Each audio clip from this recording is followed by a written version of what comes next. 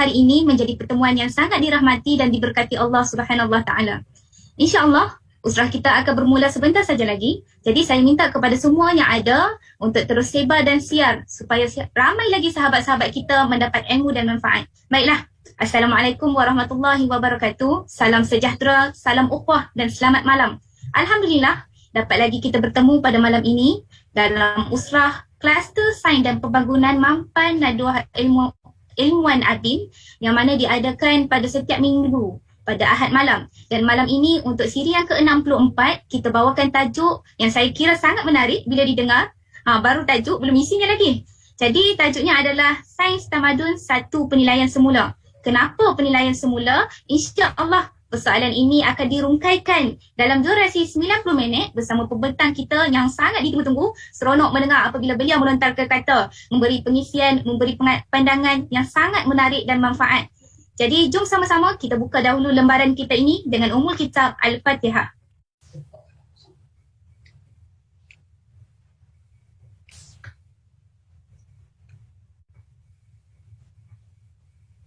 Amin amin ya rabbal alamin. Alhamdulillah, summa alhamdulillah. Saya alu-alukan pembentang kita Profesor Dr. Kamarul Azizi Ibrahim selaku pengerusi Kluster Sains Pembangunan Mampan Naduah Ilmuwan Adin. Kenapa sains tamadun ini 1 penilaian semula? Jadi, tanpa melengahkan masa, saya menjemput Prof. Dr. Kamarul Azizi untuk mengulas. Silakan Prof. Okey, terima kasih Nur Khairil. Ini first time jadi pengerusi untuk kita, moderator. Daripada jauh, daripada Perlis kali ni. Jadi, bismillahirrahmanirrahim. Alhamdulillahirabbil alamin. Wassalatu wassalamu ala syafil anbiya wal mursalin wa ala alihi wa sahbihi ajma'in. Jadi alhamdulillah kita dapat berjumpa lagi sekali pada malam ini dalam siri kita untuk berkongsi ilmu, dan kali ini kita akan membuat satu tajuk yang kita rasa amat penting terutama bagi masyarakat kita pada ketika ini yang menghadapi terlampau banyak masalah dan dalam kita mengejar kemajuan dalam mengejar kemajuan tersebut kita mempunyai world view yang berbeza-beza, dan kita dapati world view ini kadang-kadang menyebabkan kita membuat sesuatu perkara yang berlawanan dengan apa yang agama kita kendaki. Jadi di sini hari ini insya-Allah saya akan berkongsi satu kajian yang saya buat terhadap tamadun jadi that's why tajuk dia Sains Tamadun dia bercakap mengenai apa dia tamadun dan perlukah kita buat satu penilaian semula, dan at the end memang saya harap kita akan buat penilaian semula dan memperbaiki apa yang pandangan kita terhadap tamadun supaya tindak tanduk kita itu bersesuaian dengan apa yang berlaku di waktu yang lepas So kalau dalam bahasa Inggerisnya, tajuk yang saya akan bentangkan ini ialah The Science of Civilization, a Renewed Perspective maknanya saya akan memberi satu pandangan yang berbeza daripada apa yang norm kerana kita nanti saya akan tunjukkan bahawa apa yang ada norm itu yang sebenarnya tak betul, dan oleh kerana itu kita mempunyai banyak masalah sekarang. Okey.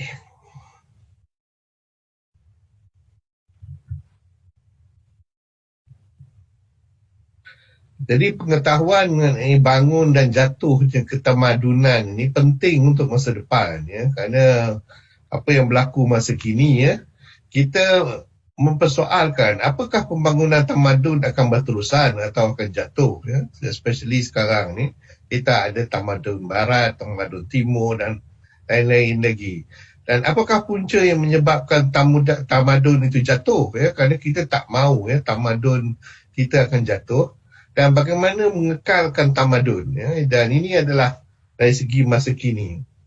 Dan untuk masa depan kita hendak kalau boleh tamadun lama ataupun kita perlu satu tamadun baru yang totally berbeza dengan tamadun yang ada sekarang. Dan kalaulah kita nak berpegang kepada tamadun yang ada sekarang ni, bagaimana kita nak pastikan ya dia berterusan ya sehingga ke masa depan ya. Jadi ini adalah persoalan-persoalan yang memang menjadi satu perkara yang kita fikirkan ya. Dan memang menjadi satu perkara yang menjadi penting pada kita apabila kita ingin menentukan ya arah tujuan ya masa depan kita. Ini motivasi saya ni ya.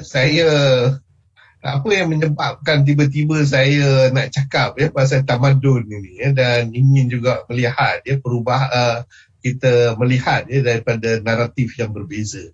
Ianya berpunca daripada terbitan satu buku ya. Satu buku ini pertama kalilah saya teruja ya disebabkan oleh satu buku ya.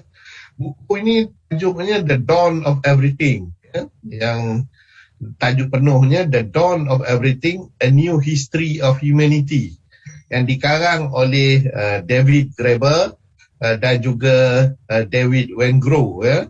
Ini adalah dua orang pengarang ya, buku ini. Jadi pertama kali saya tengok buku ni dan baca, saya terkejut lah. Saya agak terkejut lah, saya sendiri pun terkejut ya. Jadi saya rasa amat penting ya bagi kita umat Islam untuk cuba ya menghadam buku ini ya. Apa dia yang dikatakan ya? Dalam buku ini dia mengatakan ya bahawa kefahaman kita mengenai sejarah manusia ini perlu kita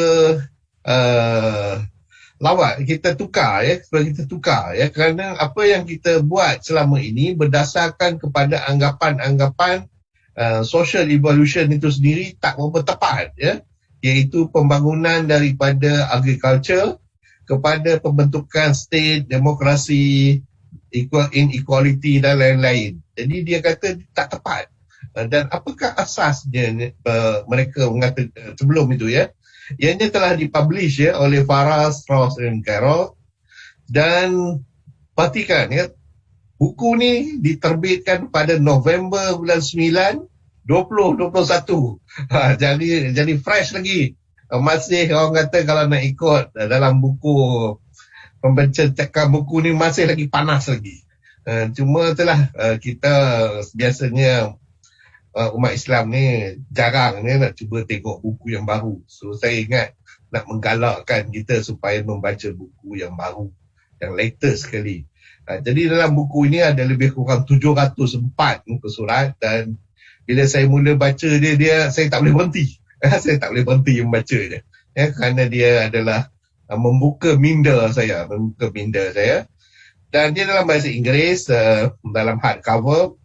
Kalaulah kita nak tengok kategori dia, buku ini ialah Civilization, Anthropology, Cultural and Social History. So it is a very important book ya, baru dikeluarkan November. Jadi saya faham ya, ramai daripada PKPIM membuat bedah buku. Saya suggest buat bedah buku ini kerana dia amat menarik. Tetapi tak apalah, dengar dulu apa yang saya nak tentangkan, kerana saya akan ambil apa yang penting ya bagi kita supaya kefahaman kita mengenai tamadun ini diperbetulkan. Okay, about the author dulu lah. Kadang-kadang kita, bila kita nak bedah buku ni, kita kena tahu author dia, boleh percaya ke dia apa ni. Jadi David Graeber ni adalah profesor antropologi.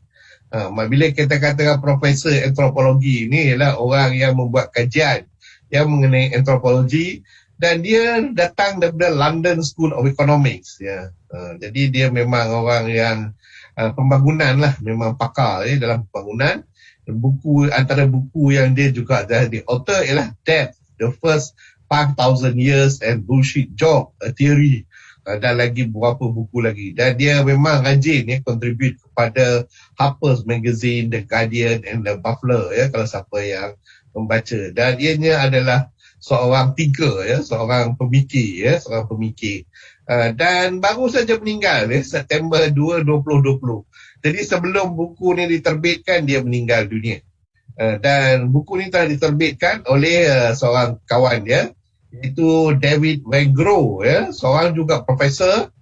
Dan yang uniknya Profesor Wengrow ni, dia adalah and archaeologist. Ya, archaeologist ini orang yang mengkaji apa yang berlaku pada tahun-tahun yang lalu, ya, arkeologi. Jadi dia daripada Institute of Archaeology, University College of London juga. Dan sekarang ni dia adalah visiting professor dekat New York University. Jadi dia ni bila dia cakap, ya, dia akan merujuk kepada sejarah. Dan sejarah yang dia sendiri yang pergi cari tengok dengan mata dia. Jadi disebabkan oleh inilah yang menyebabkan saya tertarik dengan buku ini, kerana ini adalah pakar sejarah. Dia bercakap bukan kerana assumption ataupun pandangan-pandangan yang sendiri saja, ya, tanpa mempunyai bukti-bukti yang nyata. Jadi dia ni mempunyai bukti yang nyata. Dia telah pergi, ya, ke tempat-tempat yang nanti kita akan bincangkan untuk melihat, ya, apa dia yang dia conclude nanti. Dan elok juga kita conclude ke yang sama, kerana dia telah buat kajian yang agak terperinci, ya, yang jarang, ya, kita jumpa sekarang ni. Okey. Jadi apa dia naratif dunia moden yang mengenai tamadun? Yang ni pun kita kena faham juga, ya. Ramai kita pun tak tahu apa dia naratif dunia moden ini mengenai tamadun, ya. Mengikut pandangan sekarang ini, dia kata bahawa mula-mula kita mula dengan remote ancestor kita, ya, iaitu mereka primitive and childlike, free and equal, innocent or thuggish and warlike. Jadi social evolution occurred in stages. Jadi dia kata bahawa dunia ni bermula daripada orang yang primitif, ya, yang tak tahu apa-apa, dan mereka macam children aja, minta itu, minta ini, ambil itu, ambil ini, tanpa berbincang apa semua. Dan dianya berubah, ya, stage by stage. Jadi itu pandangan sekarang ni. Kalau kita cakap dengan siapa-siapa pun dalam dunia ni, dia akan kata kita bermula daripada situ.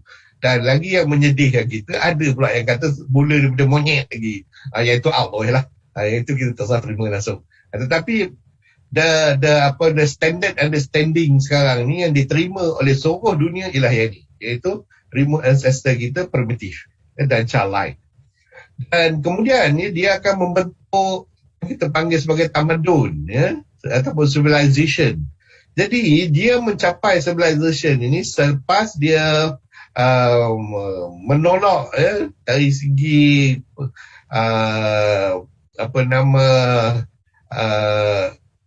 warlike dia dan lain-lain itu. Maknanya dia menjadi tame, ya, menjadi tenang dan boleh berbincang. Jadi apabila dia boleh berbincang, maka dia boleh membentuk civilization. So pandangan ini, ya, dan lepas itu bagaimana pula dalam bentuk civilization, oleh kerana society itu makin lama makin besar, maka kita dapati terlampau banyak inequalities. Maknanya ada orang kaya banyak, orang miskin sikit, orang miskin pun banyak. Jadi ada gap, ya, di antara orang kaya dengan orang miskin. Jadi bila ini berlaku, maka civilization itu akan runtuh, ya, atau the fall of the civilization. Dan ini adalah berpunca, kalau nak lihat kan, berlakunya pergaduhan, ya, dalam kuasa, ya, dalam struggle of power struggle, ya, power struggle. Jadi itulah dia konsep naratif dunia moden ini. Mana datangnya, ya, daripada primitif, kemudian dia dapat civilization, kemudian dia akan disebabkan oleh inequality, dia akan civilization itu akan jatuh. Itu pandangan sekarang, ya, moden. Mana kita dapat ini, ya, sebenarnya? Bagi yang mengkaji civilization ataupun tamadun, kebanyakannya, ya, kalau yang orang Islam dia akan kata teori ini mula-mula timbul pada tahun 18th century dan dinamakan conservative reaction, ya, conservative reaction. Dan dia implikasi dia ialah berdasarkan kepada sejarah juga katanya, ya, tetapi sejarah dia tak lengkap, ya, seperti mana yang telah saya sebutkan, ya, author sebelum ini. Dia bermula pada farming, property, cities, demokrasi, slavery dan civilization itself. Dan ini adalah berpunca daripada Ibn Khaldun. Ya. Ibn Khaldun ialah walaupun dia kata ni 18th century ya, Ibn Khaldun telah mengarang The Muqaddimah yang famous itu ya. Ramai orang menyebut ya, bila nak tahu mengenai tamadun, bacalah buku yang dikarang oleh Ibn Khaldun, iaitu The Muqaddimah. Tetapi yang masalahnya ya, dalam bahasa Arab dia tak sama dengan bahasa Inggeris ya. Dalam bahasa Arab dia, kerana saya Masya Allah telah membaca bahasa Arab dia, bab yang akhir tu ya, bila diterjemahkan dia buang, dia tak masukkan dalam The Muqaddimah. Sama juga translation dia dalam bahasa Melayu atau bahasa Indonesia, bab yang akhirnya tu dibuang. Mengapa dibuang? Ini yang interestingnya. Yang sebenarnya kalau siapa yang membaca bahasa Arab ya, The Muqaddimah Al-Muqaddimah ini, dia akan dapati bahawa dalam bab akhir itu Ibn Khaldun kata apa yang dia discover itu dia tak pasti betul. Jadi dia tak pasti pun betul, dia kata. Tetapi malangnya, oleh kerana Muhammad Saleh ni suka meniru, yang paling famous sekali adalah Rousseau ya, iaitu seorang French ya, daripada Perancis.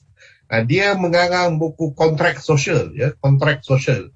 Ini adalah kira buku utama ya bagi seseorang yang bercakap mengenai tamadun. Dia cakap mengenai tamadun, dia akan refer kepada buku ni. Dan kalau dia nak bincang mengenai tamadun pun, dia mesti bincang guna buku ini, iaitu kontrak sosial. Tapi malangnya, saya pun ada peluang membaca buku kontrak sosial ini. Dia copy almost hampir samalah dengan The Muqaddimah. Cuma dia tulis nama dia saja. Perhatikan ya, Muqaddimah dikarang pada tahun 1337. Tetapi ya, The Social Contract ini ditulis oleh Jack Rousseau pada tahun 1762.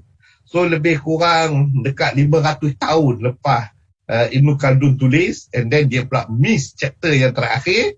Dia kata apa yang dia cakap tu betul, which is the narrative dunia moden yang saya sebutkan di atas.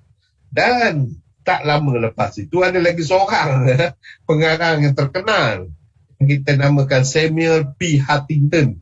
Samuel P. Huntington ni pula menulis ya satu buku pada tahun 1996 yang ramai ya rakan-rakan kita merujuk, iaitu The Clash of Civilization and the Remaking of World Order.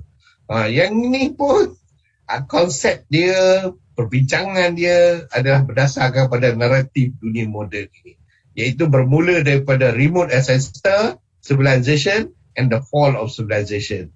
Dan dia kata akan berlaku clash di antara Kristian dengan orang Islam, dan ini akan menyebabkan wujudnya satu order dunia yang baru, ya, tamadun yang baru. Yang ini pun tak betul, Pak. Jadi tak betul. So maknanya bagi sesiapa ya, sahabat-sahabat dalam WAP yang telah pun membedah buku The Clash of Civilization ni, saya suggest buat bedah buku untuk buku yang saya telah cadangkan tadi. Okay, so itu naratif sekarang ya, itu naratif sekarang. Ini berdasarkan kepada arkeologi dan antropologi. Ini adalah dua-dua ni bidang history ya, bidang kajian ya, dari segi orang lama ya, arkeologi dan juga antropologi. Dia dapati ya, berdasarkan kepada researchnya ya, bahawa perkara ini tak berlaku. Ini tak berlaku. Dia tengok ya, beberapa tempat. Nanti saya akan tunjukkan tempat-tempat mana dia telah pergi ya, tempat-tempat yang semua kita ketahui. Dan dia dapati bahawa bukan macam itu yang berlaku ya, bukan macam itu yang berlaku. Maknanya bukannya disebabkan civilization itu jatuh kerana ada inequality ya, bukan sebab itu. Dan actually at the end nanti dia akan cakap dia pun tak tahu pasal apa. Dia hanya cakap ini natural saja. Itu very interesting ya, which is the conclusion yang dibuat oleh Ibn Khaldun ya, sebenarnya. Ibn Khaldun akhirnya pun sebut macam tu. So kalaulah manusia ni yang sebenarnya tak orang kata membentuk hunter gather apa semua ni, kalaulah mereka tak membentuk agriculture dan city dan membentuk hierarchy dan domination, dan kalaulah mereka tak bergaduh sama sendiri, Macam mana boleh tamadun itu naik dan jatuh? Yang ini yang persoalan kita sebenarnya. Yang inilah yang berdasar pada kajian arkeologi dan antropologi didapati di perkara. Jadi the dawn of everything membuktikan berdasarkan kepada kajian mereka bahawa perkara ni tak berlaku sebenarnya. Dan kalau nak ikutkan ini hanyalah rekaan-rekaan oleh Rousseau saja. Dan Huntington lah yang mengambil daripada Rousseau. Jadi kita orang Islam ni jangan percaya sangatlah perkara ini. Dan saya suggest baca buku The Dawn of Everything untuk melihat bukti yang jelas 700 muka surat dia menunjukkan bukti-bukti bahawa Rousseau itu salah. Rousseau itu salah. Okay? So, jadi kalau kita baca review buku ini, kerana buku ini baru dikeluarkan, dia menceritakan 30,000 tahun punya cerita. Berdasarkan kepada archaeological. Dia bukannya reka-reka sendiri. Dia tengok archaeologicalnya study, dia buat orang kata pencarian, maka dia dapati perkara yang disebut tadi. Dan ianya dia melihat kepada indigenous culture dan berdasarkan kepada apa yang berlaku dan bukannya apa yang direka-rekakan. Dan mengikut Graeber, Rousseau ni tak betul sebenarnya. Kerana asas Rousseau ini ialah apa yang dipanggil sebagai rubbish history. Rubbish history. Kerana dalam sejarah tak ada benda ni. Tak ada berlaku adanya perbezaan di antara orang kaya dengan miskin yang selalu kita sebut sekarang ni. Sebenarnya itu bukanlah punca yang akan menyebabkan jatuhnya civilization. Okay, so saya ambil 3 ni sajalah. Dan sebenarnya kalau tengok review dia ada puluh-puluh review. Memang semua orang terkejut bila dia publish pada bulan November. By the way, sekarang ni bulan November. Jadi kita kena up to date macam tu. Kita ni sebagai ahli harakah dan yang bergerak dalam Islam, kita kena up to date. Jangan baca buku-buku yang dah bertahun-tahun lama dah, yang tak sesuai lagi untuk zaman kita. Kerana banyak perkara-perkara yang telah dikaji semula dan didapati tak betul kebanyakannya. So ini adalah satu contoh yang paling ketara sekali dan saya harap kita akan membacanya nantilah. Okay. So what's gone wrong in modern society then? Jadi kita kena soal, what's wrong? Kita tengok kalau normal narrative kata society has scaled out for thousands of years, which magnify the distance between the wealthy and those left wanting. Itu narrative sekarang. Itu growing gaps between the have and the have-nots. Jadi yang inilah yang menyebabkan berlakunya oleh kerana semua ni berlaku dalam satu keluarga ataupun satu kumpulan yang ramai, maka berlakulah kejatuhan civilization tersebut. Itu pandangan sekarang. Tapi mengikut the dawn of everything, mengikut kajian arkeologi yang dia buat, dia dapati bahawa ini tak berlaku. Iaitu society ni tak berubah mengikut stages macam itu. Ada step by step yang macam mana yang kita telah narratekan tadi. Tapi dia bukan itu saja. Dia tak produce pun, tak kerana inequalities, maka akan runtuhnya civilization itu. Mengikut pandangan dia. Dan human has been orang kata secara amnya berubah daripada kecil jadi besar, jadi kecil. Jadi memang perubahan itu is normal. Bagi manusia, bukannya disebabkan oleh inequality, dia kata. Dan berdasarkan pada social system pun dia dapati pemerintah dia sama ada kadang-kadang lelaki, kadang-kadang perempuan. Jadi mereka memang tak ada masalah. Mereka orang kata membuat orang jadi slave dan lain-lain lagi. Itu semua bukanlah punca kepada kejatuhannya tamadun. Mengikut the dawn of everything, itu buku ini. Dan mereka ada bukti. Bukannya saja-saja sebut saja. That is the interesting part. So now, what's gone wrong? Jadi kalau macam tu, kalau kita nak mengetahui, kalau kita nak tahu pada masa depan, kalau kita merujuk kepada the normal narrative, nanti conclusion kita masa depan salah. Ya, kerana kita memilih satu naratif yang tak betul dari segi sejarah. Dari segi sejarah. Jadi the dawn of everything mengatakan bukan. Itu bukannya yang di kejatuhan tamadun yang ada sekarang ni. Okay? So why after 10,000 of years of social flexibility masih lagi orang cannot figure it out. Itu yang menyebab saya tertarik untuk buat presentation ni. Kerana rupanya tak ada siapa tahu. Semua orang teka-teka je, assume je. Jadi tetapi sebagaimana Al-Quran dah kata, the truth is not from assumption. The truth, kebenaran bukannya daripada anggapan-anggapan saja. Dia mesti ada bukti yang jelas. So, berdasarkan historical event, ini dia, saya just ambil the gist of 750 muka surat saya akan letak dalam satu page saja. Kerana kalau saya nak buat bedah buku ni pun terlampau panjang. Tetapi at the end of the day, buku ni pun tak tahu yang sebenarnya punca tamadun tu. Jadi saya terpaksa pula introduce lagi satu buku lain yang lebih sesuai untuk kita baca.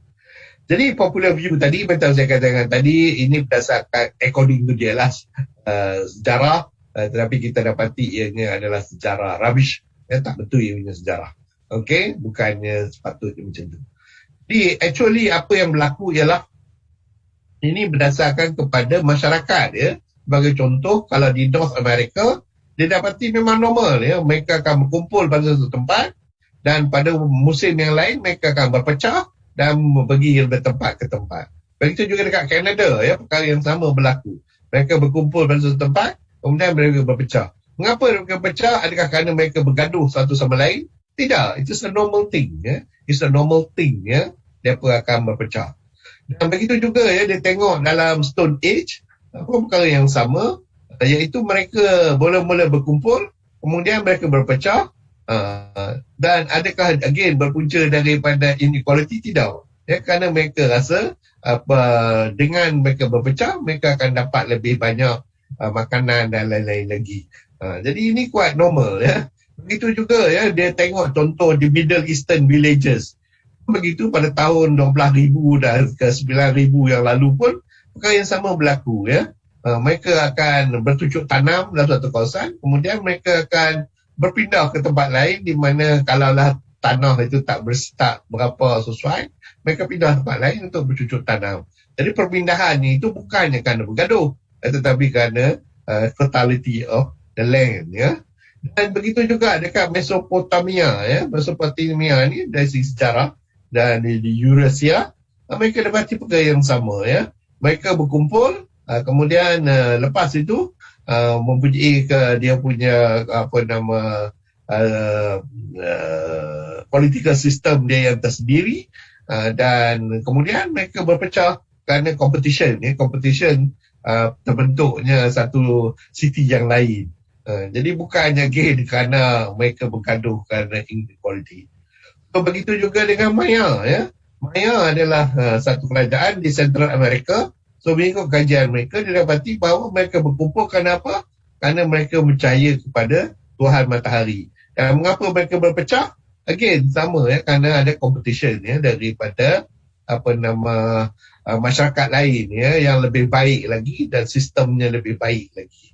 Dan begitu juga dalam Bronze Age ya, Minoan society pun didapati perkara yang sama. Mereka bersatu mulanya, kemudian mereka berpisah kerana mereka dapati bahawa tak sesuai ya bersama, dan di-create ya.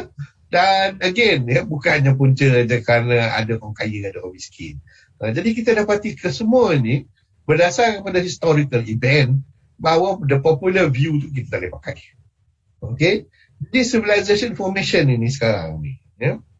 Social flexibility experimentation lah punca ni ya, kalau tengok ya secara am. Maknanya mereka mula-mula tak kenal each other, kemudian mereka kenal each other, dan dia berbentuk satu civilization. Dan kemudian tengok-tengok tak seronok lah duduk sama dengan neighbor ni, dia pergi tempat lain. Jadi dia akan bentuk civilization di tempat lain. Dan civilization dia tertinggal itu kan jadi runtuh. Itu saja. So tak ada revolution diri maknanya perang lah supaya dia terpisah yang di-create oleh Huntington dan juga oleh Rousseau. Ini semua tak betul. Sama juga the political system pun hanya violent control of the masses by the authority, bureaucratic management of special knowledge and information, and demonstration of rulers' power and charisma. Itu saja yang ada. What seems to have changed today is that this social liberty dah tak ada lah. Kita dah social liberty ni dah susah tak dijumpai. Jadi freedom to relocate to a new kind of community, to disobey command issued by others and to create new society alternative which never have become susah lah. Kerana kita tak diberi peluang. Tak diberi peluang. Sebagai contoh apa yang diberikan dalam buku ini, mereka boleh create another civilization sebelah dia dan compete dengan civilization sebelah sini, dan apabila civilization sana lebih baik, maka orang pindah pula sana. Itu saja. Tak ada apa-apa. Dan finding ways to reclaim this freedom is a major challenge lah. Buku ni conclusion dia, akhirnya dia kata sebenarnya we need to have this freedom. Boleh kita berpindah, rasa tak nak duduk di Amerika, kita pergi ke Europe. Bila tak ada Europe, kita pergi ke Jepun dan lain-lain lagi. Tapi yang ini tak banyak berlaku. Dulu orang kata memang itulah sepatutnya berlaku. Jadi maknanya civilization tu kan berubah according to kesesuaian kita atau minat kita. Minta maaf. The rise and version ini is based on archaeological study. Jadi remove a center as dia punya primitive and childlike masih sama. Social evolution occur in natural cycle. Dan minta maaf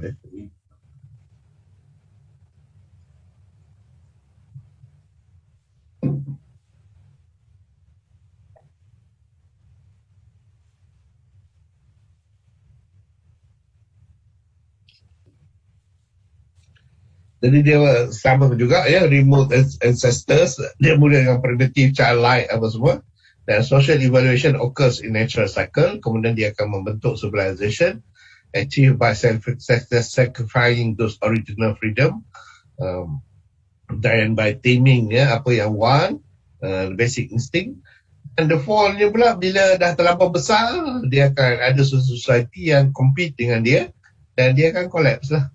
Bila competition itu free market berlaku jadi bukan kerana orang kaya atau miskin sebagaimana yang disebutkan tadi. So ini adalah berdasarkan kepada archaeological study, itu berdasarkan kepada kajian sejarah. So now ni dia lah, kalau tengok sejarah ni memang dah maaf lah, memang macam-macam kalau kita tengok as a full. Cuma itulah, so what caused the fall of civilization? Takkan kot, kerana itu je simple aja. Dia tukar competitionnya maka jadi fall aja. Inilah dia yang interestingnya. Jadi the normal understanding inilah modern narrative because of inequality. Maka berlakulah the rise and the fall of civilization. Mengikut buku The Dawn of Everything pula, semuanya berlaku naturally. Kerana dia naturally ada competition, maka jatuhlah civilization tu, maka dia akan pindah kepada civilization yang lalu. So sekarang saya nak suggest another buku yang kita sebagai orang Islam sepatutnya merujuk untuk punca rise and fall of civilization ini, iaitu Al-Quran. Al-Quran mempunyai ataupun menengangkan kepada kita apakah dia punca rise and fall of civilization ini.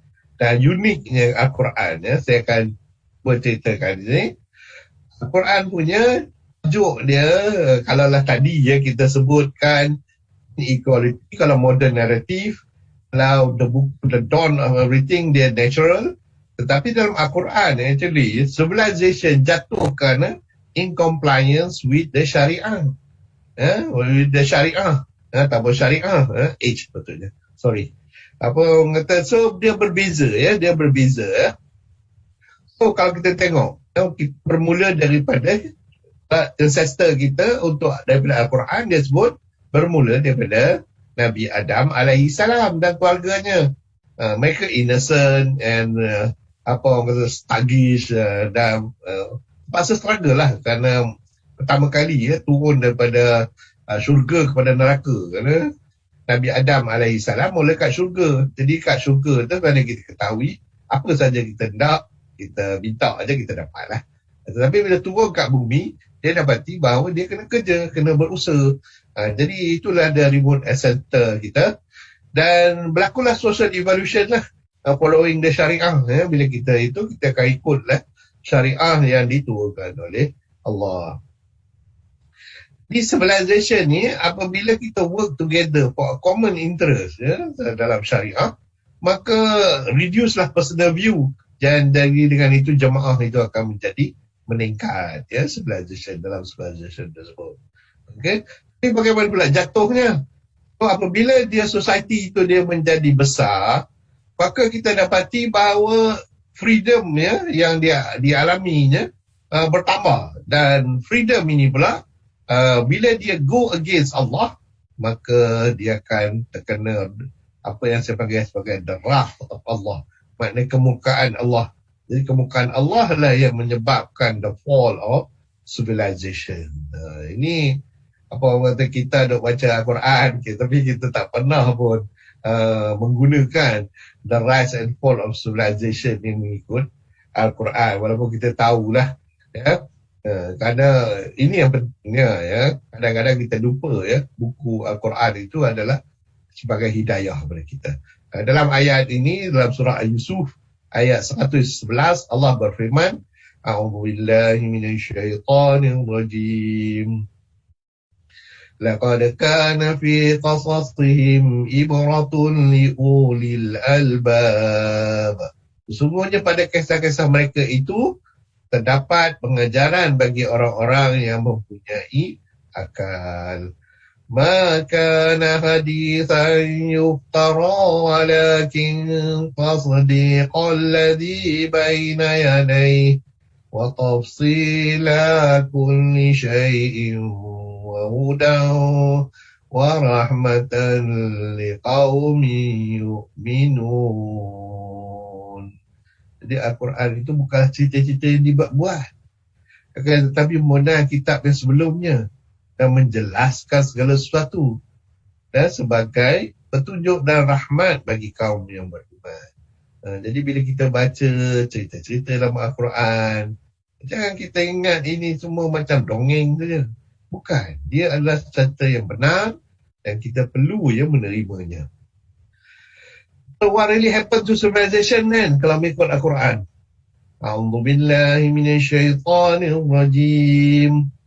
أنزل من السماء ماء فسالت أودية بقدرها واحتمل السيل زبدا رابيا. Allah telah menurunkan air hujan dari langit, maka mengalirlah air itu di lembah-lembah menurut ukurannya. Maka arus itu membawa buih-buih yang mengembang. Bila air itu turun, kita nampak buih-buih. وَمِمَّا يُوقِدُونَ عَلَيْهِ فِي النَّارِ ابْتِغَاءَ حِلْيَةٍ أَوْ مَتَاعٍ زَبَدٌ مِثْلُهُ. Dan dari apa logam yang mereka lebur dalam api untuk membuat perhiasan atau alat lain pula, buihnya seperti buih arus itu. Dia lebih kurang sama je sebenarnya. Apa yang kita bakar logam, maka kita akan nampak ada buih juga. Kadzalika yadribullahu al-haqqa wal-batil. Ingat demikianlah Allah memberi perumpamaan bagi yang benar dan yang batil. Jadi buih itu adalah batil. Fa amma az-zabadu fayadhhabu jufaa. Adapun buih itu akan hilang dan sebagai sesuatu yang tak ada harganya. Adapun yang beri manfaat kepada manusia, maka tetap di bumi. Demikianlah Allah membuat perumpamaan. Jadi apa yang berlaku pada civilization tu, dia seperti buih itulah. Kalau dia dia tidak akan kekal selama-lamanya. So, apakah yang punca yang menyebabkan civilization itu jatuh? Ini disebutkan dalam surah Ar-Ra'd, ya, peti, ya, dalam ayat yang ke-18. A'udzubillahi minasyaitonirrajim. Lilladzina istajabu lirabbihimul husna. Bagi orang-orang yang memenuhi suruhan Tuhannya. وَالَّذِينَ لَمْ يَسْتَجِيبُوا لَهُ لَوْ أَنَّ لَهُمْ مَا فِي الْأَرْضِ جَمِيعًا وَمِثْلَهُ مَعَهُ لَافْتَدَوْا بِهِ. Sekiranya semua orang perasaan yang baik dan orang-orang yang tidak memenuhi suruhan Tuhan, sekiranya mereka punya semua kekayaan yang ada di bumi dan ditambah banyak isi bumi itu besertanya, dan secaya mereka akan menebus diri dengan kejayaan itu. Orang-orang itu disediakan bagi kisah yang buruk dan tempat kediaman mereka ialah Jahannam. Itulah seburuk-buruk tempat kediaman. Jadi siapa yang tidak menjawab, ya, seruan Allah, maka Allah akan jatuhkan, ya. So when will civilization collapse? Dia cerita juga dalam Quran, ya, surah Yusuf, ya, 110. A'udzubillahi minasyaitonirrajim. Hatta iza stay'asa ar-rusulu wa dhannu annahum qad kudzibu ja'ahum nasruna fanujjiya man nasha' ولا يرد بأسنا عن القوم المجرمين. Sehingga apabila para rasul tidak punya harapan lagi tentang keimanan mereka dan telah meyakini bahawa mereka telah didustakan, datanglah kepada para rasul itu tolongan kami, lalu kami selamatkan orang yang kami kendaki dan dapat ditolak seksa kami dari apa yang mereka buat ajak itu telah gagal, maka Allah akan datang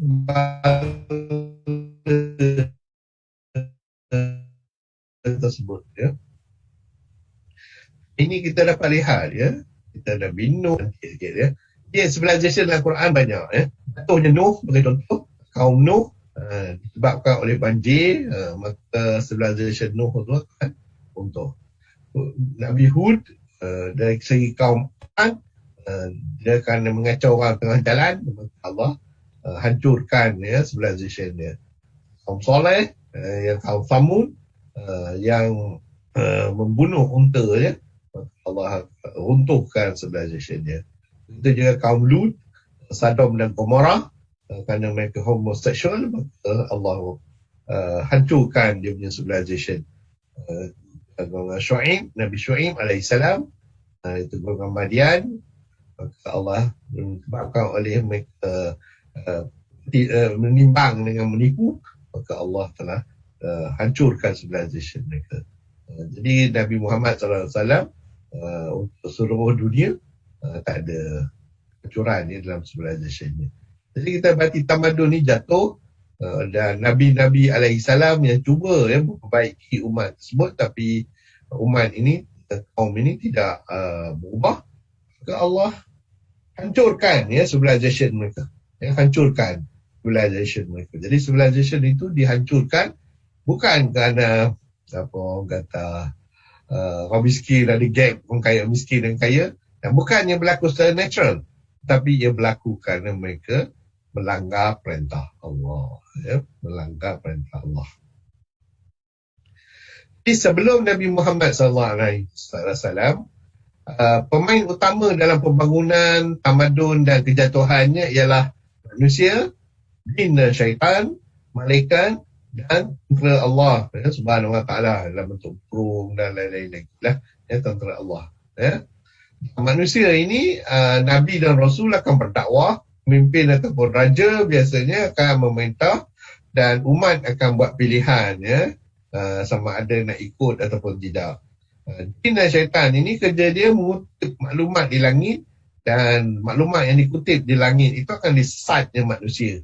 Okey. Malaikat pula menjaga rekod dan membantu Allah dalam menghukum ataupun apa orang kata membantu orang umat Islam pula.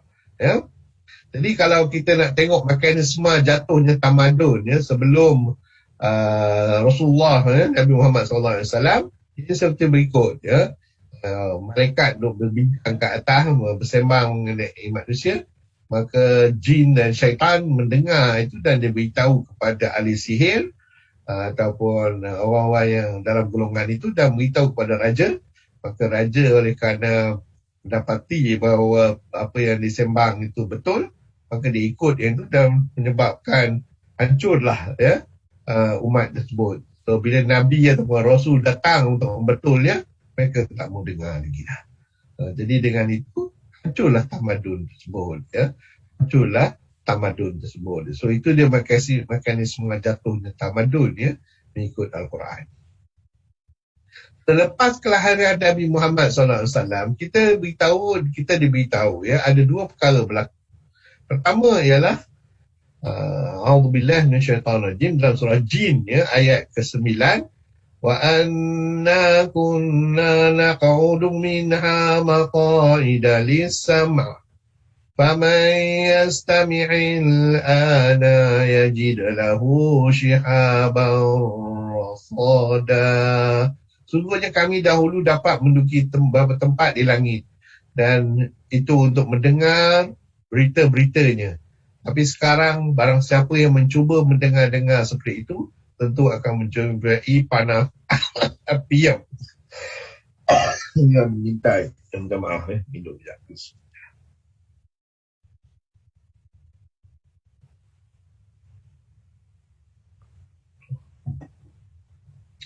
Jadi selepas kelahiran Nabi Muhammad SAW, portion yang bahagian berita di langit itu telah tak boleh sampai dah ke bumi. Jadi ini satu perkara ya, satu perkara yang berlaku ya selepas kelahiran Nabi Muhammad SAW. Perkara yang kedua yang berlaku ialah dalam surah Ibrahim ayat 42. A'udzubillahi minasyaitanirrajim.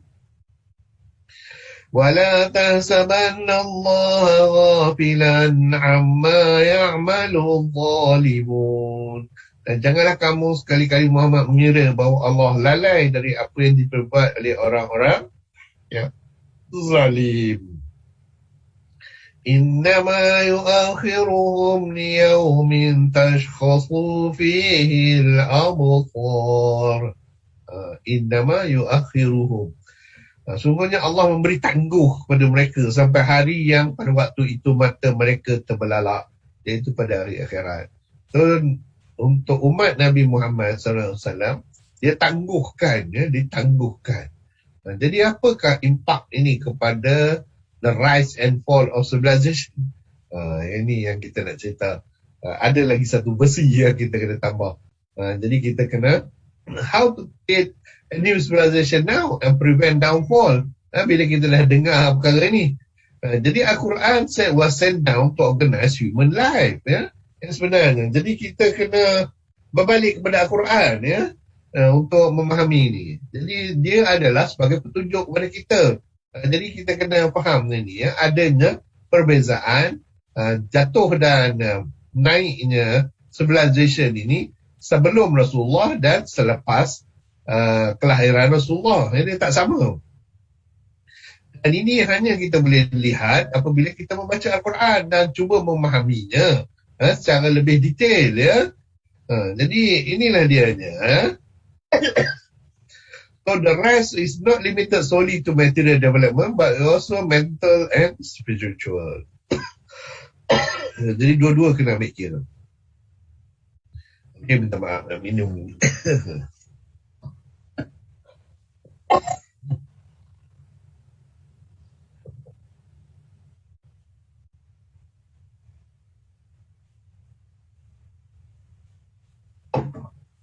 Jadi apa factors yang menyebabkan the rise of civilization of a nation ini?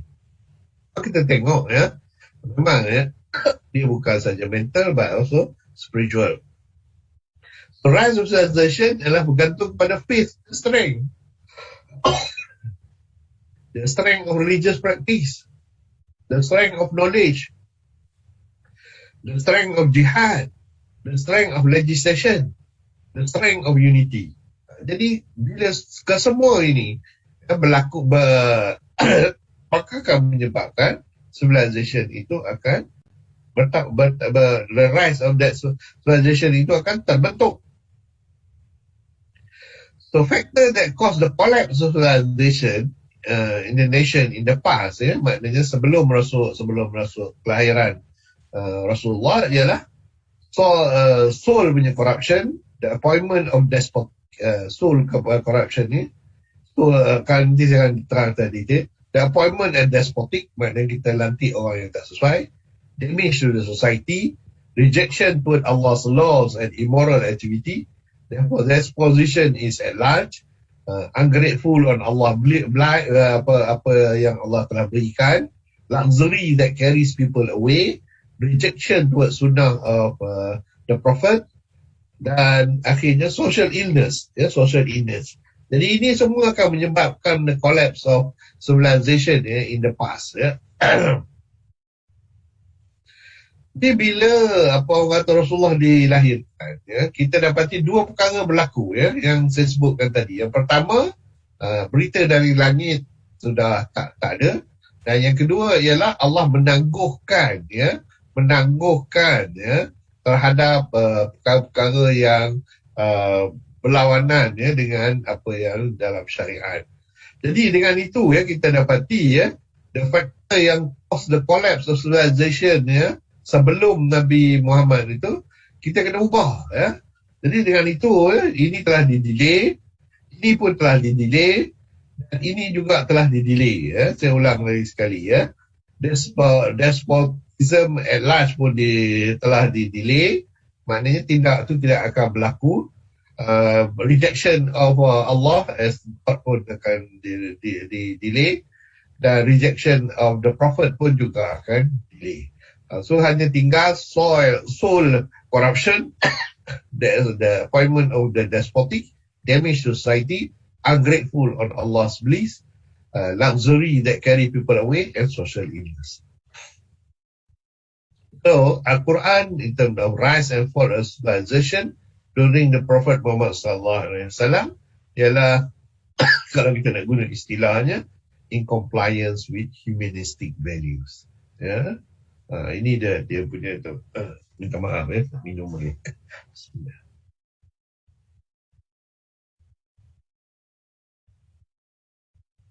Saya istilahkan sebagai in compliance with humanistic values. So, maknanya kita ada Adam alaihi salam, kemudian berlakunya civilization, dan apabila dia telah menjadi besar, much freedom. Jadi collapse of civilization itu bila humanistic values itu. Ini pada zaman lepas Rasulullah, in compliance with humanistic values. Ini pandangan saya lah. Jadi factor for the rise of civilization macam saya sebutkan tadi sama saja. Ini adalah the factor dia. Dan kita go into detail. Phase strength apa maksudnya? Itu berdasarkan pada surah Al-Imran 139. A'udzubillahi minasyaitonir rajim. Wala tahinu wala tahzanu wa antumul a'launa in kuntum mu'minin. Jangan kamu merasa sikap lemah, jangan pula kamu merasa sedih hati, padahal kamulah orang yang paling tinggi. Kamu orang beriman. Jadi kita kena merasakan bahawa keimanan kita itu adalah kekuatan kita. Dan juga firman Allah dalam surah An-Nur, dan Allah telah berjanjikan kepada kita bagi yang mengerjakan amal yang soleh, bahawa dia sungguhnya akan jadi mereka berkuasa di bumi dengan dia jadikan orang sebelumnya. So janji Allah, Allah telah berjanji kepada kita. So kita kena yakin itu in term of faith strength kita. So faith is a form of inner strength. Ini adalah satunya sebagaimana Syed Qutb mengatakan, faith in habit and values. Kita bukan nak faith saja dalam syariah dan fiqh saja, fiqh saja, tapi it should be include dalam in habits and value. Ini Syed Qutb meringatkan kita. Jadi it is a faith that improve heart, prepare soul, create various responsibility and personify humans into a new mold. Jadi faith ini ada unik ya. It is a strength that make the Muslim the best human nation. Yeah? With such faith, the Muslim achieve brilliance in fighting the Tatar. Kita dah lihat dah ya perkara yang lepas. We also with the faith that achieve success in facing the descendants of those invaders from the east and the west. So faith is the most potent weapon for Muslims. Jadi kita kena ada ni kepercayaan ini ya untuk menghadapi orang kafir. So when there is faith, there is a way to achieve victory. When there is no faith, all armament will not give even the smallest benefit. Jadi Muslim ya, lebih kita berlawan dengan ahli Persian atau Roman dulu, ialah kerana faith saja. Kalau nak ikutkan tentera Persian dan Rom ini memang kuat ya, tetapi orang Islam cuma ada faith saja. Dan bukan itu saja, orang Islam cuma orang miskin ya masa itu ya, tetapi mereka boleh ya menghadapi sophisticated weaponry because of the faith, the strength. So the only one, the strongest weapon for Muslim at that time was faith. So with faith that they were better than the Jahiliyah, army even thought the number, strength, civilization, laws and rules of the Roman and Persian and were the advance that the Muslim tak ada. So it is true that Allah had promised. Yeah, faith, strength is very important. And then the strength of religious practice. Ya, firman Allah dalam surah Anbiya. A'udzubillahi minasyaitonirrajim. Wa laqad katabna fi zaburi min ba'di dzikri annal arda yarithuha ibadiyas salihun. Dan sesungguhnya kami tulis dalam Zabur. Sesudah kami tulis dalam Lauh Mahfuz bahawa bumi ini dipustakai oleh hamba-hambaku yang soleh. Jadi kita ingat ya, kalau kita membuat amalan-amalan yang soleh, maka itu pun juga adalah strength ya, bagi kita. Dan firman Allah ya, dalam surah An-Nahl, man amila salihan min zakarin aw untha wa huwa mu'minun falanuhyiyannahu hayatan thayyibah وَلَنَجْزِيَنَّهُمْ أَجْرَهُمْ بِأَحْسَنِ مَا كَانُوا يَعْمَلُونَ. Barang siapa yang mengerjakan amal soleh, baik laki maupun perempuan, dalam keadaan beriman, maka sungguhnya akan kami berikan kepada kehidupan yang baik, dan sungguhnya akan beri balasan mereka dengan pahala yang lebih baik dari apa yang telah mereka kerjakan. So we have to have confidence in the strength of religious practices. So religious practices are inseparable from faith ya. Karena kalau kita punya faith yang kuat, maka kita should have a religious practice.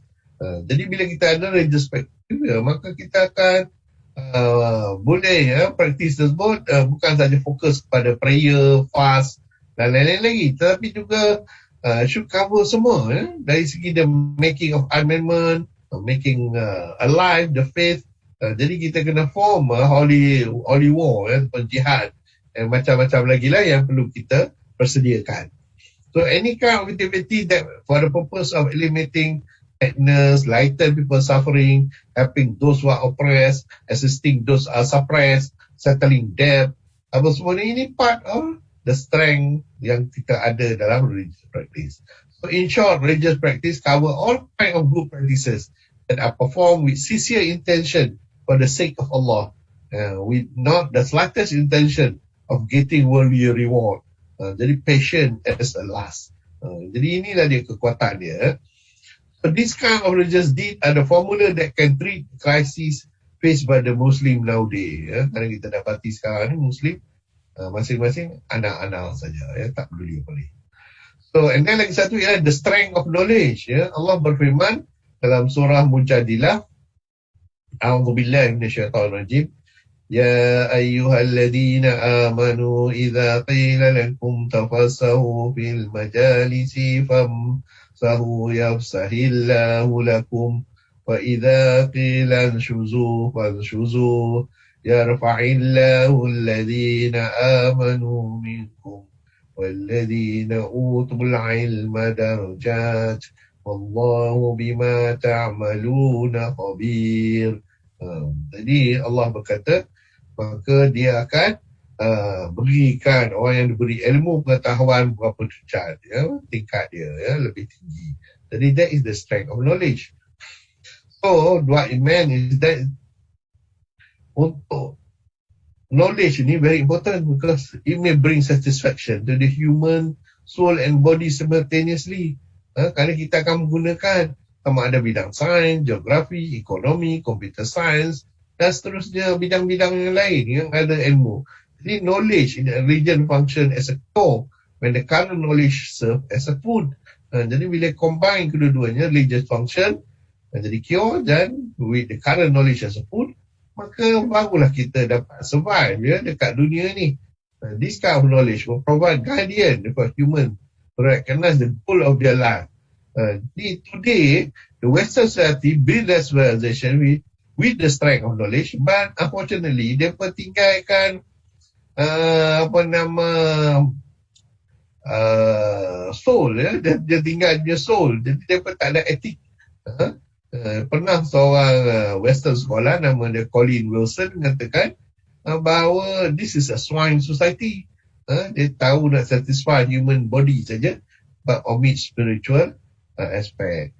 So the limit to religious knowledge is so that actually mana kalau kita belajar agama tak cukup. Kita perlu knowledge semasa juga at the same time. Combining the two itu akan menyebabkan barulah kita boleh membentuk civilization. So that is strength of knowledge. The strength of jihad, Allah sebutkan dalam surah Al-Anfal, A'udzu billahi minasyaitonir rajim. Wa'iddu lahum mastata'tum min quwwatin wa min ribatil khayli turhibuna bihi aduwallah wa aduwakum wa akharina min dunihim la ta'lamunahum Allahu ya'lam. Wa ma tunfiqu min syai'in fi sabilillah yuwaffa ilaikum wa antum la tuzlamun. Jadi Allah minta kita bersiap sedia dari kuda-kuda untuk pergi berperang. Okay.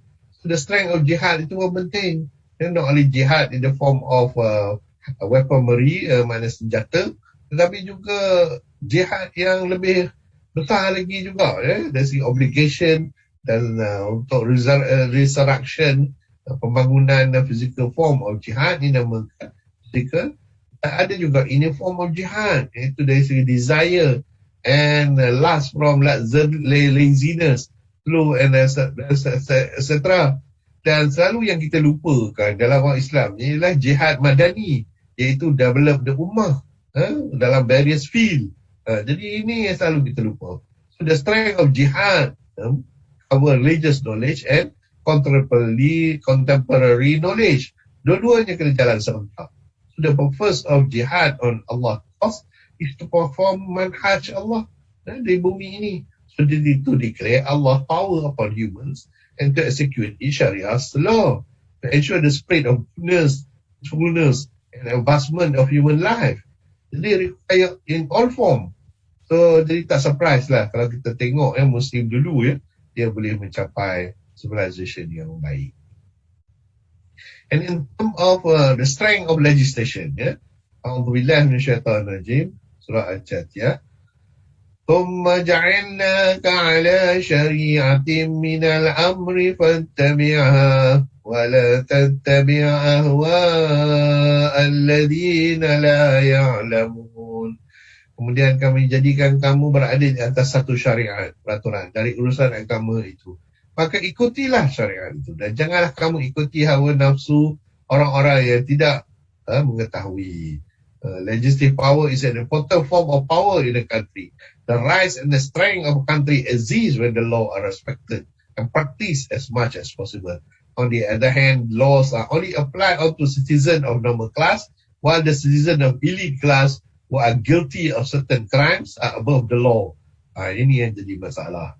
Jadi kita dapati dalam sejarah banyak mengenai perkara ini. Dan perlu ada the strength of legislation. The strength of unity ialah another, ya. Di mana Allah berfirman dalam surah Al-Anfal ayat 46. Wa ati'u Allah wa rasulah wa la tanaza'u fatafshalu wa tazhaba rihukum wasbiru innallaha ma'as sabirin. Taat kepada Allah dan Rasul.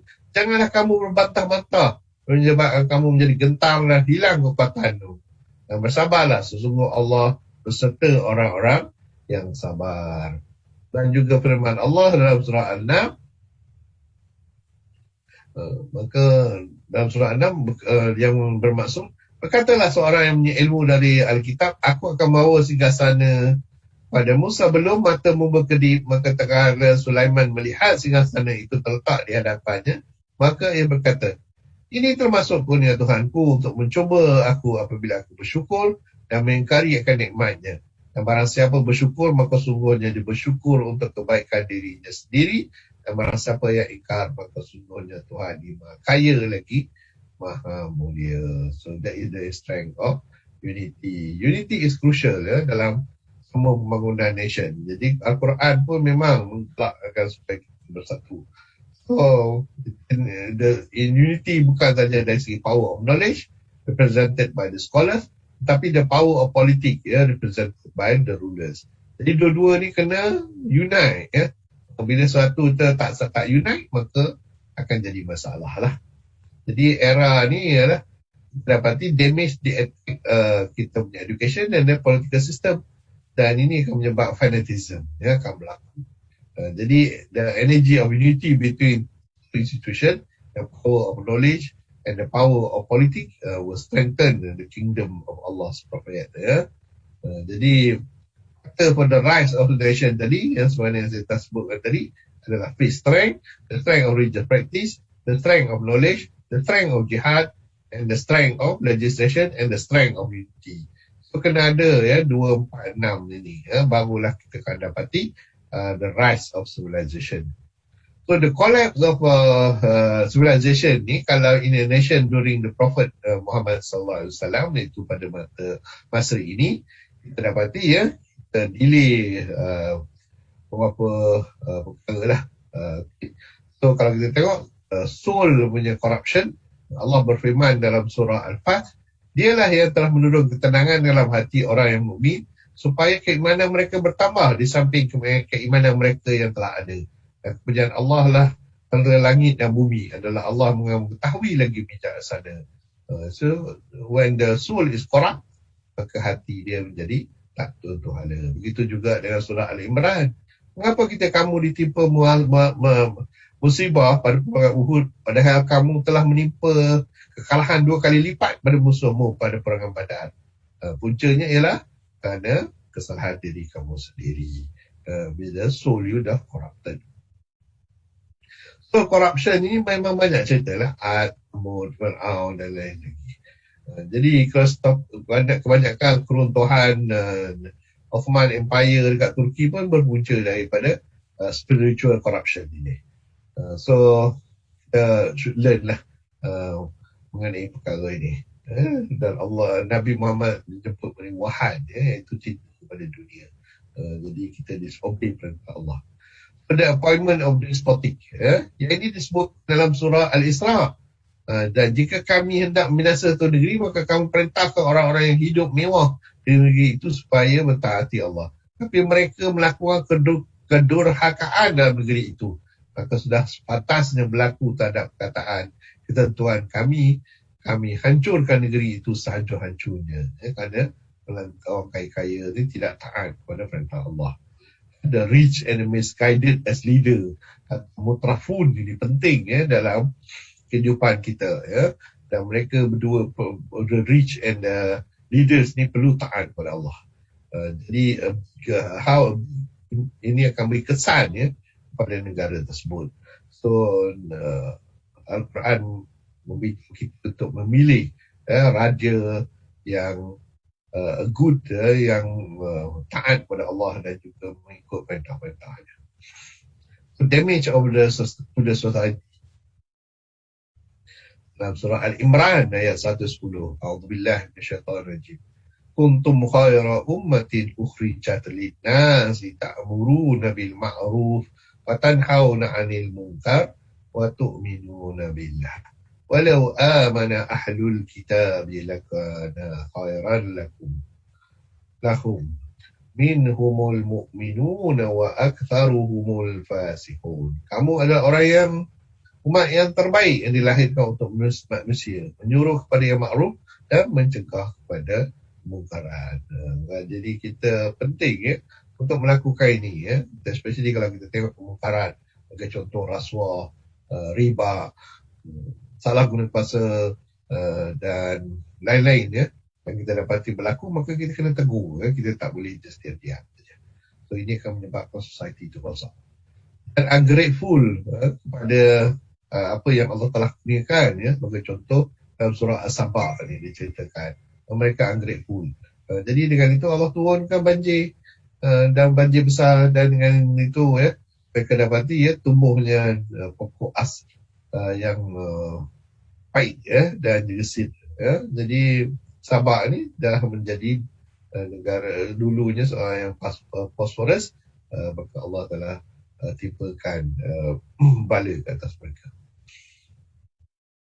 Luxury that carries people away. Ini pun lagi satu panjang lah. Sebenarnya luxury as mentioned above is a luxury that carries its owners away until become neglectful from remembering Allah. Contoh yang paling ketara disebut dalam Al-Quran ialah Qarun. Dia mempunyai harta yang banyak, tetapi dia mengatakan bahawa ianya adalah berdasarkan kepada kepandaian dia. Maka Allah jatuhkan dia disebabkan oleh perkara tersebut. Dalam surah Qasas ayat 76 hingga 82. Social illness. Among the invited of the collapse and destruction of nation is the widespread of social illness within the community. Whereas the religion and the wise people keep silent. Look at what the conversion untuk Nabi Lut kita lihat dari segi homosexuality. Jadi kita tak boleh diam, kita kena tegur. Dan especially sebagai contoh, bukan saja dari segi social illness, tapi juga corruption in terms of economic matter. Sebagai contoh nation of Nuh, Madian, Soleh, mereka sebagai contoh timbangan itu diperubahkan. Jadi ini economic matter. Kita tak punya buat riba, kita minta kat punya rasuah. Jadi ini semua adalah social illness yang perlu kita maklumkan, dan kita perlu memastikan perkara ini tak berlaku. Jadi pada zaman Rasulullah ni, the collapse of the civilization akan berlaku kalau biarkan the soul corruption, pertama the appointment of despotic, the damage to the society, dan kita tidak bersyukur kepada nikmat Allah. Tetapi yang ini kena delay, yang ini kita delay. Dan luxury that carries people away, orang lupa kepada Tuhan walaupun mereka dah kaya. Dan rejection kepada Rasulullah itu kita delay, Allah telah delaykan. Dan akhir sekali ialah social illness yang kita tak boleh biarkan. Social illness sama ada dari segi syariat ataupun dari segi ekonomi dan perniagaan. So saya sengaja buat ni balance scorecard untuk rise and fall of the civilization. Saya tengok kepada 4 negara ni, iaitu Amerika, UK, Norway dan France. Kalau saya merujuk kepada fall of civilization and rise of civilization ini, saya buat the balance scorecard untuk mereka. Saya dapati bahawa Amerika ni at the brim of fall ataupun fall of civilization dia. Jadi sikit masa lagi Amerika akan jatuh. Begitu juga dengan UK juga at the brim of the fall of civilization. Tetapi Norway, interestingly enough, kita dapati dia adalah rise of civilization. Dia akan bertambah baik. Tetapi yang interesting juga ialah kita dapati France. Kalaulah kita menggunakan balance scorecard untuk falls of civilization and rise of civilization ini, kita dapati France akan jatuh tak lama lagi. Dan ianya akan jatuhlah. Bukan lagi dekat brim. Dia dah memang akan jatuh. Jadi France ni as a civilization akan jatuh berdasarkan kepada kriteria yang saya telah senaraikan tadi. Kalau kita tengok negara Islam, Saudi, Egypt dan Qatar, ni interesting Kalau Saudi kita dapati memang dah masanya dia akan jatuh. Maknanya kerajaan Saud akan jatuh tak lama lagi berdasarkan kepada kriteria fall of civilization and rise of civilization. Begitu juga dengan Egypt. Egypt juga memang akan jatuh tak lama lagi. So presiden yang ada sekarang ni dia akan jatuh lah kerana dia menunjukkan fall of civilization dia tinggi tapi rise of civilization dia rendah. Jadi bila combine kedua-duanya kita dapati dia akan jatuh. Dan interestingnya ialah Qatar. Qatar kita dapati dia akan rise. Dia akan rise. Civilization dia akan bertambah baik. So now the question is, macam mana Malaysia kalau kita buat this balance scorecard of rise and fall of civilization? Ini pandangan saya lah personally. So again lah kita boleh bincang kalau nanti ada yang nak bertanya. Malaysia pada pandangan saya kalau kita maintain pada keadaan sekarang ni kita membiarkan perkara seperti soul corruption, the appointment of despotic, kita biarkan damage to the society, kita biarkan orang luxury apa orang kata dan juga social ills yang berlaku, maka kita akan untung. Kita sebagai civilization akan untung dan Malaysia akan untung. Tetapi berbanding katakan dengan Egypt, dengan France, kita dah almost dekat brim dah. Kita dah brim tapi brim kita hanyalah hampir dekat nak jatuh. Hampir nak jatuh lah. Tak lama lagi lah nak ikutkan. So itulah Malaysia berdasarkan kepada balance scorecard yang saya buat untuk rise and fall of civilization. In conclusion, Islamic community today should really be conscious and repent and return back to promoting good deeds and prohibiting wrongdoing. There are too many damages and corruption that have been done in this life until it becomes a norm and a mass in daily life. The Umara and the Ulama group should work hand in hand in eradicating the disharmony that occurs. We should worry about usual natural phenomena taken place lately are actually the warnings from Allah that has to be thought about and to make the appropriate action in the restoration of the society before the destruction and the downfall upon us all. It is important that Muslims today to emphasize on the activity of enjoining what is right, amal ma'ruf, and forbidding what is wrong, and nahi munkar, so that the damage and the corruption that have taken place in the society are under control and not spreading.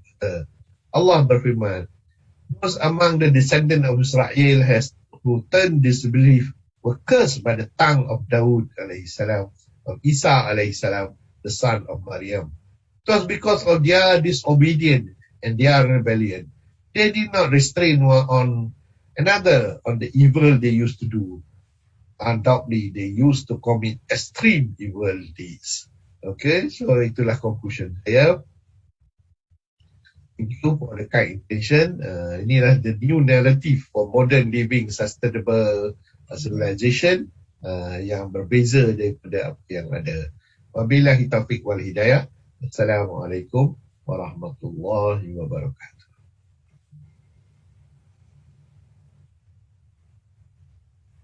Waalaikumsalam warahmatullahi wabarakatuh.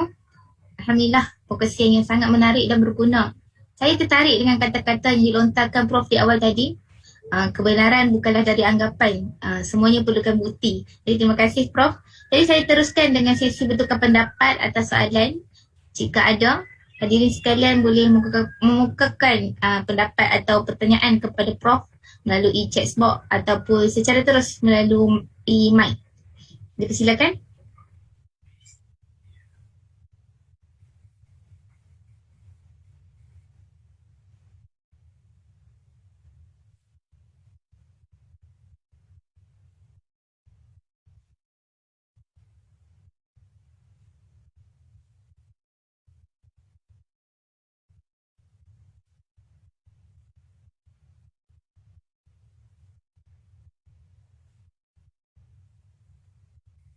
Okay, macam tak ada je. Jadi saya kira tiada lah.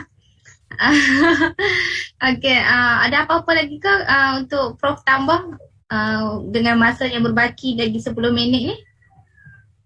Okey, saya rasa topik yang saya bentang ni agak heavy lah yang sebenarnya. Dan ianya bukan satu topik yang mudah lah. Cuma itulah apa yang saya bentangkan ini ialah perubahan yang minda yang perlu kita ada ya.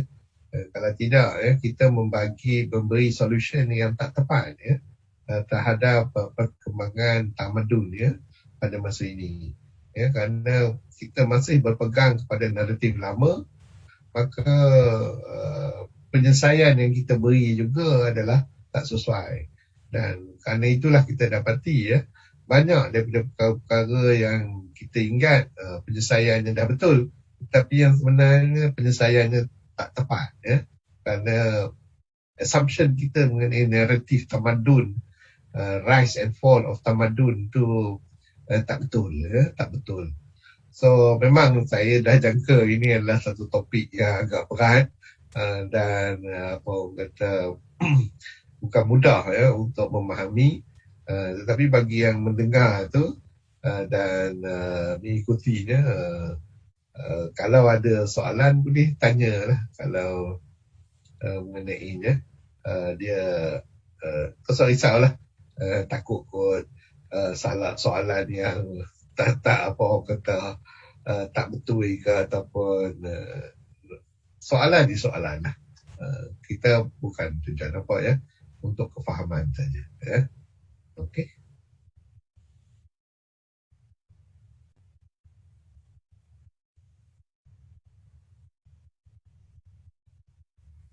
Terima kasih sekali lagi Prof.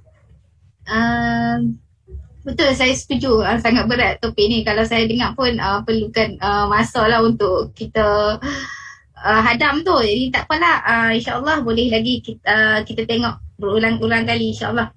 Jadi saya buka sekali lagi, adakah siapa-siapa yang nak bertukar pendapat ataupun bertanyakan soalan?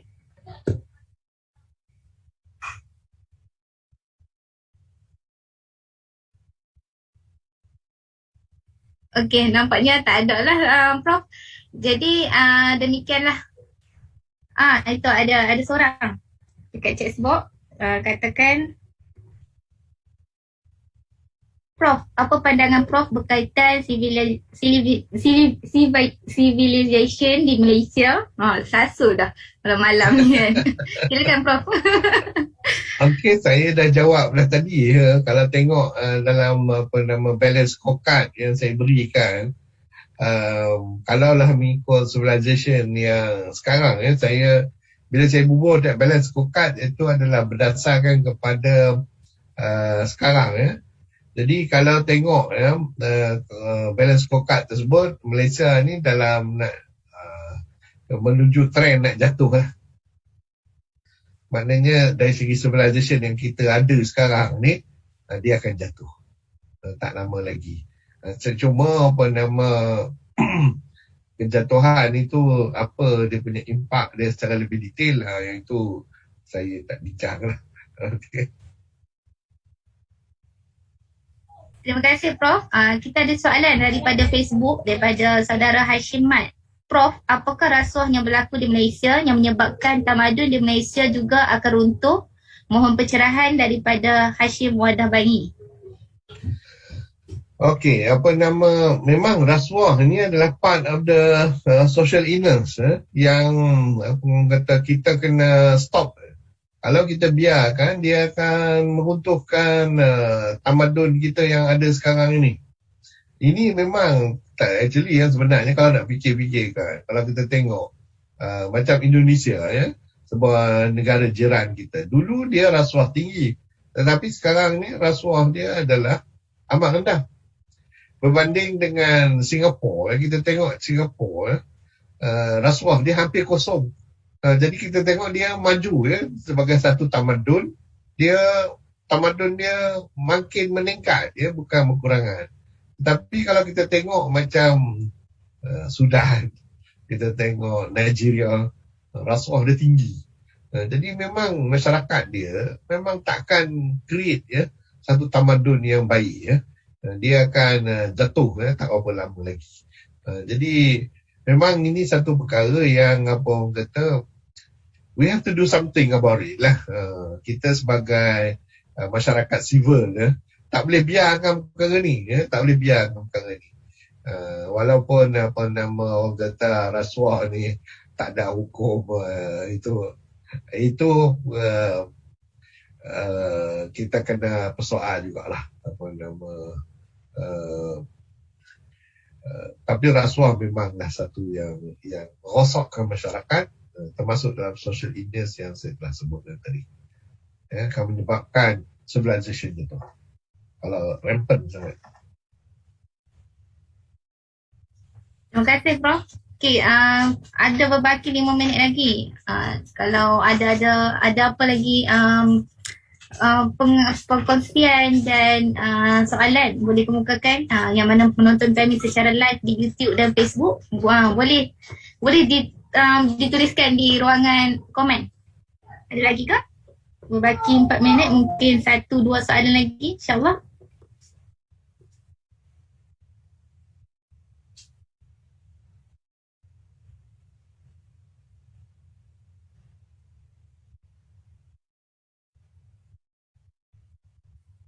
Okey, saya kira tak ada lah.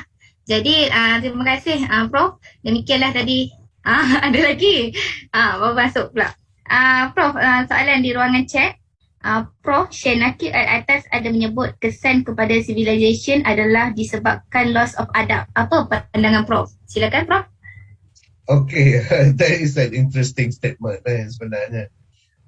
Bagi saya, adab tak termasuk dalam kategori yang akan meruntuhkan civilization, Kerana adab ini yang sebenarnya dia bermula, kalau kita tengok kan, peradaban, bila dah ada civilization baru ada peradaban. Tapi kalaulah peradaban tu tak ada, civilization tu pun tak ada. Jadi bila kita cakap ni the rise and the fall,